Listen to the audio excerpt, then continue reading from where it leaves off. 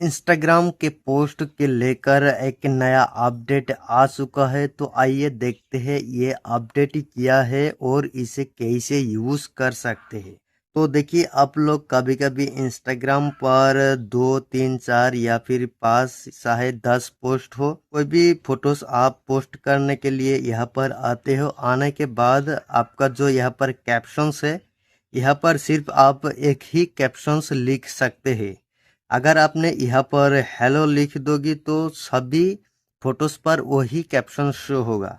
लेकिन अभी नया अपडेट आने के बाद देखिए क्या चेंजेस लाया है इंस्टाग्राम ने। वो बहुत ही जबरदस्त चेंजेस है। तो आइए देखते हैं इसके बारे में। तो अभी क्या करना है, सब में अलग अलग कैप्शंस लिखने के लिए तो आपको यहाँ पर देखिए एक ऑप्शन शो हो रहे हैं, सिंगल कैप्शंस।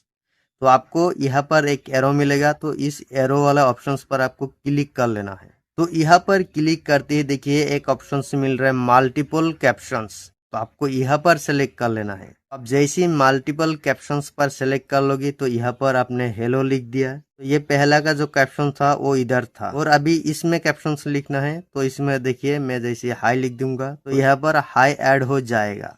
तो देखिए इसमें हाई है और इसमें हेलो है। तो अब से इंस्टाग्राम पर आप अगर कोई भी फोटोज को पोस्ट करने के लिए ट्राई करते हो तो इसी कैप्शंस को जरूर ट्राई करना।